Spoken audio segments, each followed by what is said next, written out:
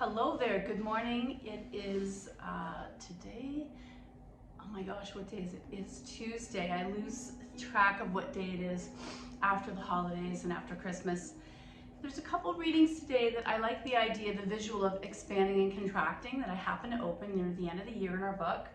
The breath invites expansiveness. With each inhale, our lungs fill and our rib cage expands gently outward and upward, similar to an umbrella opening. With each exhale, the umbrella is released, allowing us to relax. Because the breath literally expands our upper torso, it can create a feeling of expansiveness within us. I do often visualize a balloon opening and then releasing to its emptiness. And that's often the goal I try to do when we exhale, is that you want the exhale to deplete everything so that you completely soften and empty. So, hey Google, turn volume down. The ebb and flow of yoga practice over time. So that idea of expand and contract, visualize that.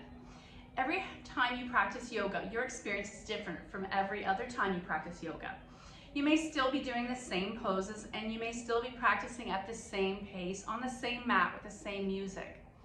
But consider the fact that we grow and change as individuals every day. And the idea that our cells, don't they renew, every cell in our body renews itself within, I thought I heard 83 days or something like that.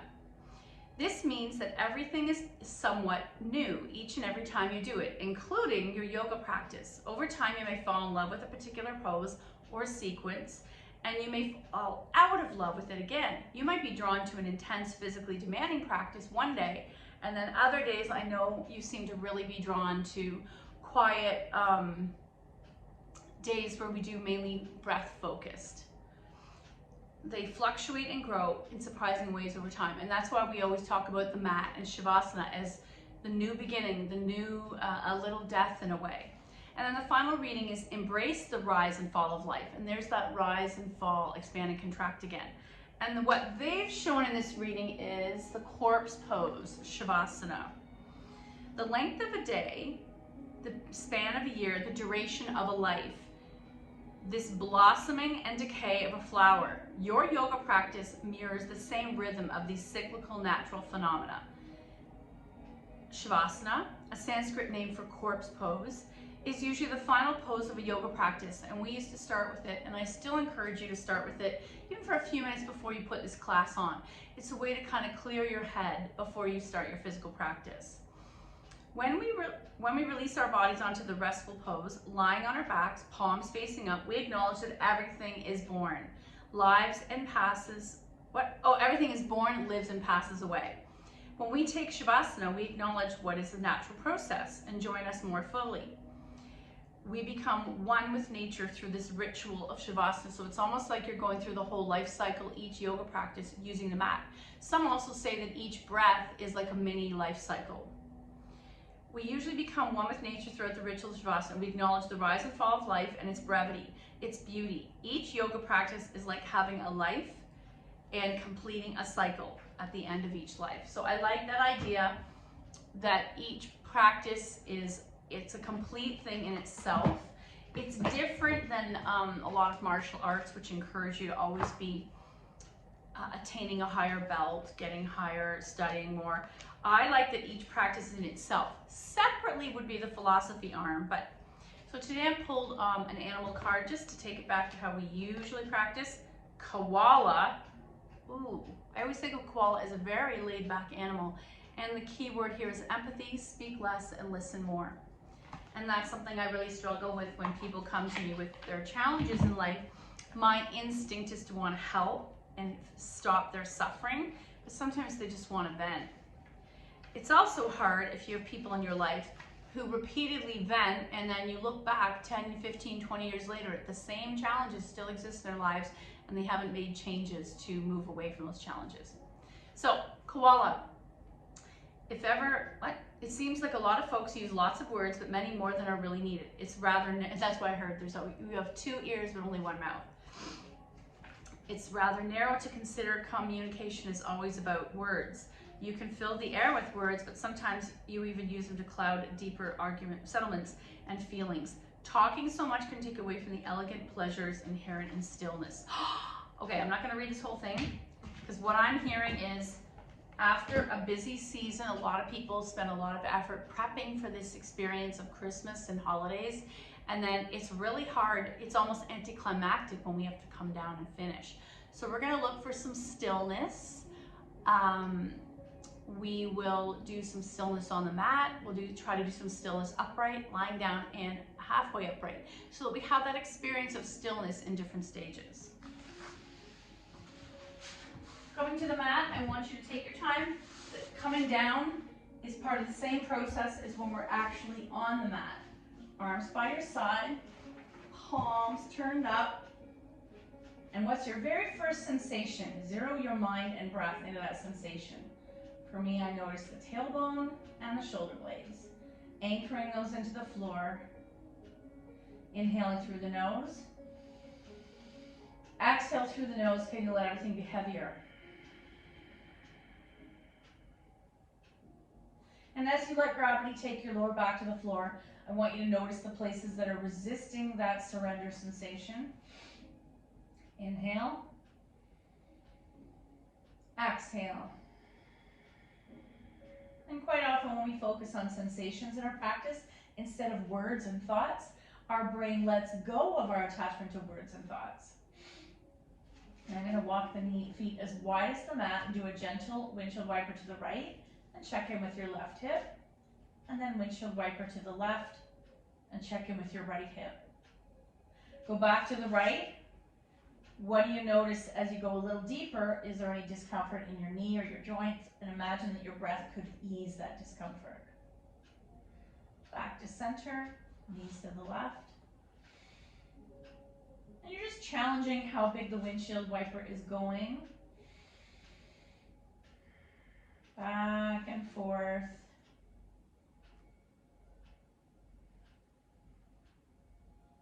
And then come back to center, soles of the feet together. Feel your big toes line up, your heels line up, arms wide, palms turned up, and let's just chill here for a moment. Once more, I'm zeroing in on that dichotomy of relaxed sensation and then resistance sensation, not wanting to let go in certain parts of the body. Inhale, 1. Exhale.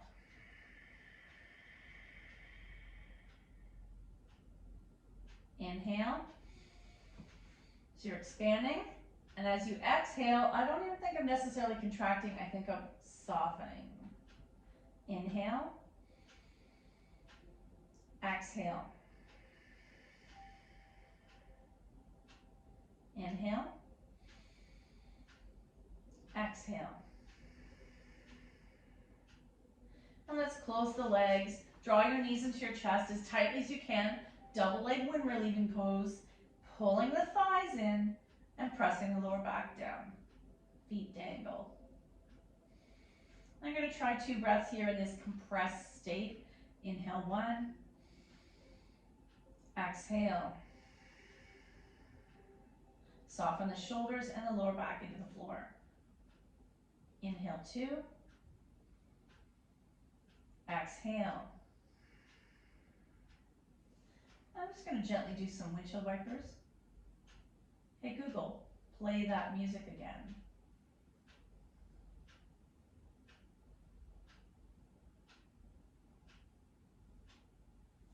I'm going to take the knees wide for a moment and pause here. Hey Google, turn volume up.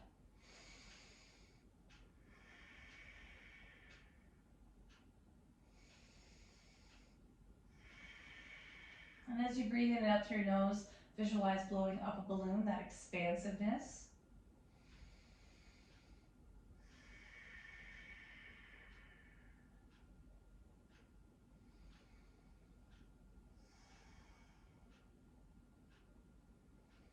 And then we'll close the knees, take the floor on the left, double leg spinal twist.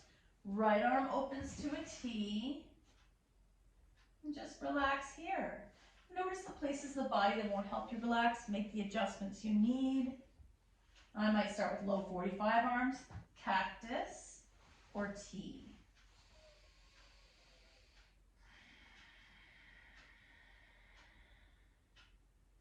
Two more breaths. Looking at the exhale is where we soften and let go of control. Inhale. Exhale. Inhale. Exhale. Inhale.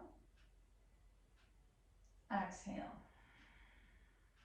Help yourself come all the way back to center and rocking side to side, little boat. Let's take our knees all the way over to the right. I'm using a block to keep my hips stacked and left shoulder to the mat. Hey Google, play that ambient Christmas music playlist again. Okay, Christmas music, relaxing Christmas from Spotify, playing on Liam's bedroom speaker. That's why our music stopped. He's gonna love that.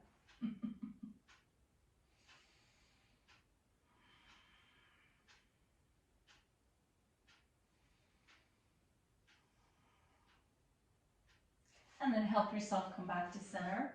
Get rid of the block. Little boat or egg beaters. We'll be using our hips for our still poses that are upright later. Right leg in, left leg extends. Point and flex a few times. Fan out your toes.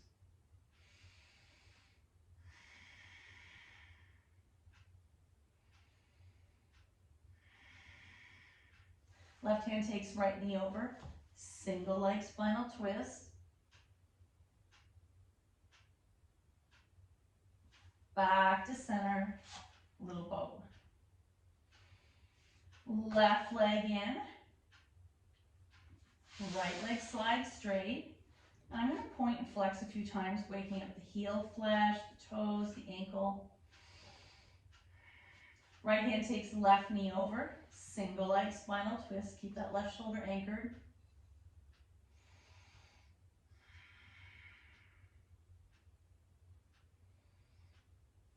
Back to center. Little boat. Or egg beaters. I want to take the blocks and do our hip stretch. Love this stretch. I should do it every day. Lift your bum up. The block is on its lowest level. Just one. Draw right leg in. Left leg slides straight. And once more, you might point and flex. And the more you can pull that right thigh into your belly, and you might come behind the thigh or on the shin. Left leg, I'm going to point and flex a few times. Let's stay for 2 breaths, keeping that left heel on the floor. Inhale 1. Exhale, soften. Inhale 2. Exhale, soften. Inhale 3. Exhale, soften. Dangle that leg now. Inhale 4. Exhale, soften, but don't drop the heel to the floor. Inhale 5. Exhale, soften. And then both feet come to the mat. Let's take 3 breaths here, supported bridge. Inhale 1. Exhale. Inhale 2. There's the expansive sensation. And as you exhale, soften, let go of everything, feel heavy on the floor. Let's take 1 more breath. Inhale. Exhale.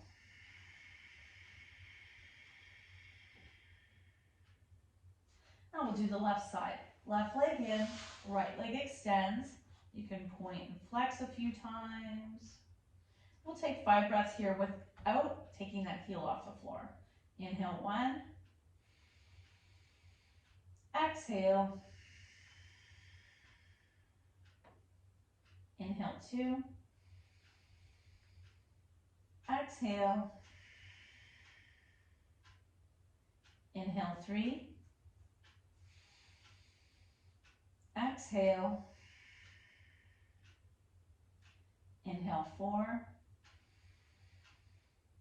Exhale. Inhale, 5. Exhale. Oh, 2 breaths with that right heel lifted and dangling. Inhale, 1. Exhale. Inhale, 2. Exhale, both feet to the mat. I'm going to lift my bum up and place a second block. Option to continue with 1 block. Or if you want a bit deeper stretch in the hip, we're adding that second block. Right leg in. Left leg extend. Try to keep those shoulders on and the hip is going to be squared off. 3 breaths. Inhale, 1. Exhale. Inhale, 2. Exhale. Inhale, 3. Exhale. Inhale, 4. Exhale. Inhale, 5. Exhale, both feet to the mat. Let's do 3 breaths here in supportive bridge. Shoulders roll under. Arms are slightly away from the body, palms turned up. Inhale, 1. Exhale. Inhale, 2. Exhale. Inhale, 3. Option to slide the legs. So now you've made a deep arc over the blocks. Heels are down. Or take the arms behind you. This is a very big back bend, so be gentle with the body. Or maybe even come into cactus. And then I'm going to lift my bump and get rid of these blocks. Woo! And what's a good counter pose for that? Knees to chest, little boat. I'm going to take the feet in the air. And let's point and flex here, just a different way. Roll up the ankles. Now take your strap, keep it near you, support the right leg as you lower the left leg out of the way. And let's massage, point and flex. We'll take the strap to the ball of the right foot. I'm just going to start to stir the leg or add a little bit of tension, stretching the hamstring. Being gentle with the body. Both straps in the right hand, leg out to the side.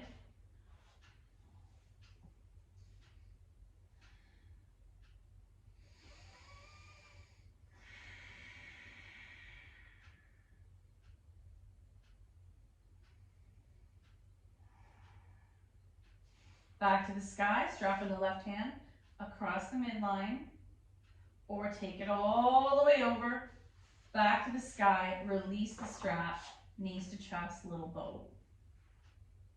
Once more, feet in the air, point and flex. Can you make a fist with your feet and then spread, fist, spread. Right leg's gonna lower. Let's massage the left leg. Strap to the ball of the left foot. And it's totally your practice. We talked about this. You get to decide how much you want to stretch and how much you want to relax.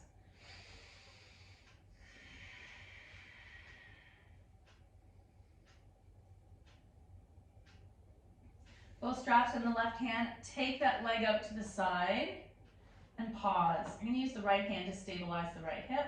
Flex both feet or your right arms to a T. Inhale, 1. Exhale.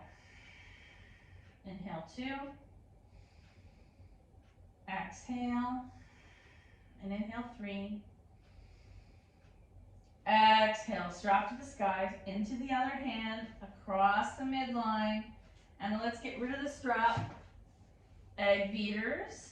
I'm bringing it into shoelace, right over left. Grabbing the flexed ankles and draw those thighs into your belly. And what's happening in your right glute? Shake it out. Let's switch. Left over right.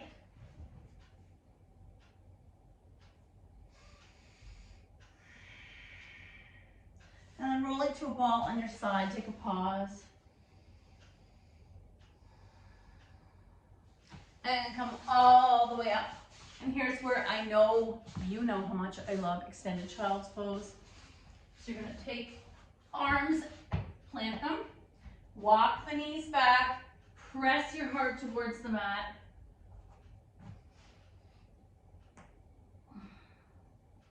And then coming up into cat, we're gonna do a flowy cat-cow. Chest towards between your hands, come all the way up. So do you remember our flowy cat-cow? So, press back, look forward, that's our cow. Chin to chest, cat. Chest forward and up, cow. Cat. Press back, look forward, cow. Cat. Cow. Cat. Press back, look forward, cow, and relax. While we're here, we'll do a quick dolphin to help with the shoulder mobility. And it's really helpful if you've been on the computer a lot or at your desk. So coming into Sphinx tabletop, looking forward, or some people do prayer hands. Tuck your toes.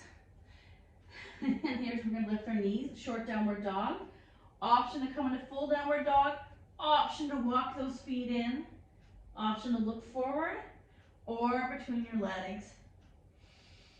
And then come on up. Okay, we're gonna do a few things in stillness at seated because our final series of poses will be standing, and because we drew the card of stillness, the koala, we want to work with that. So sitting upright, hands on your knees. Let's bring our chest forward and then our chest back. A little bit of cat-cow. Inhale, look up. Exhale, hollow. Inhale, look up. Exhale, hollow. Inhale, look up.